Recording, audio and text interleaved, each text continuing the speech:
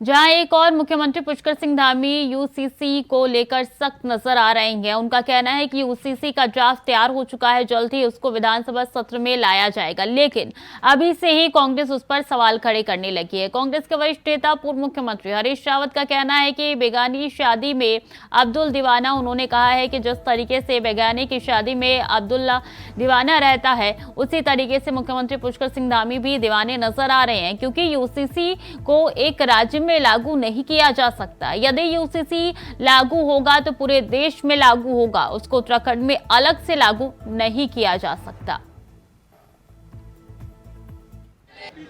अब्दुल्ला दीवाना, यदि UCC common civil code तभी तो होगा जब सारे देश में होगा। तो आप उत्तराखंड में टुकड़े टुकड़ों में कैसे कॉमन सिविल कोड लाएंगे? और फिर जब यदि आप केंद्र सरकार से बात करिए ना, ये तो मोदी जी लाए, अमित शाह जी लाए, वो क्यों भाग रहे हैं? उनको मालूम है जैसे ही वो लाएंगे, जनजातियां, पंजाब के सिख भाई, दूसरे कई सामाजिक समूह उसके खिलाफ खड़े हो जाएंगे। इसलिए श्री धामी जी को मोहरा बनाया जा रहा है उनके सर में यूसीसी, ताकि उसका कह भी दें हम ले आए हैं, धामी ले आए हैं, और उसके और लाना भी। तुषार लगातार हमारे साथ बने हुए हैं। तुषार, देखिए, कटाक्ष करते हुए पूर्व मुख्यमंत्री ने कई सवाल खड़े किए हैं यूसीसी को लेकर। यूसीसी की बात आई है तो कांग्रेस हमेशा से विपक्ष की तरह इसको सवाल खड़ी नजर आ रही है। अगर मैं बात करूं विधानसभा चुनाव 2022 से पहले जो धामी सरकार है, उन्होंने ये वादा किया था कि जो यूसीसी है वो लागू किया जाएगा अगर विधानसभा चुनाव में उनकी जीत होती है। और ऐसा ही मुख्यमंत्री पुष्कर सिंह धामी ने ठीक विधानसभा चुनाव जीतने के बाद किया।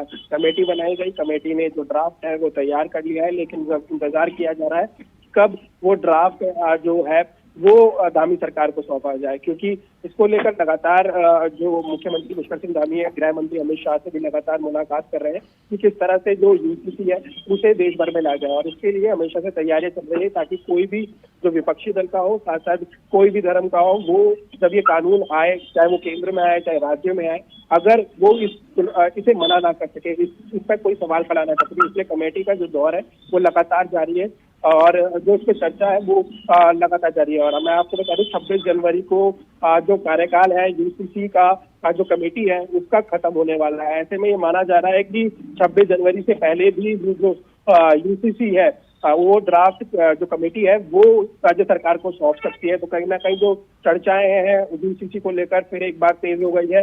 अब देखना होगा कि सरकार एक बार फिर जो कार्यकाल है वो एक बार फिर बढ़ाएगी, क्योंकि 22 या 26 सितंबर के बीच में जो 2023 की मैं बात कर रहा हूँ, जब इसका कार्यकाल बढ़ाया गया था 4 महीने के लिए, अब एक बार फिर ये देखना होगा कि ये कार्यकाल बढ़ेगा या फिर 26 जो जनवरी है 2024 उसमें जो ड्राफ्ट है कमेटी द्वारा वो राज्य सरकार को सौंप जाएगा। लेकिन विपक्ष जिस तरह से हमलावर हो रहा है तो कहीं ना कहीं झकलाता है कि जिस तरह से लेट हो रही है हर बार यूसीसी ड्राफ्ट, हर बार लेट होता नजर आ रहा है। तो सवाल कांग्रेस उठा रही है कि कब वो यूसीसी का ड्राफ्ट विधानसभा में आएगा। तो कांग्रेस का ये भी कहना है कि जब विधानसभा पे वो आएगा जब चर्चा की जाएगी, लेकिन फिलहाल उन्हें लगता है कि जो केंद्र ये नहीं चाहते कि राज्य ये मुख्यमंत्री पुष्कर सिंह धामी पहला राज्य बने उत्तराखंड की उसमें यूसीसी लागू हो। अगर यूसीसी यहाँ पर लागू होता है तो कहीं ना कहीं जो विपक्ष है उसके लिए मुश्किल बढ़ सकती है। जी, अगर पहले ये ड्राफ्ट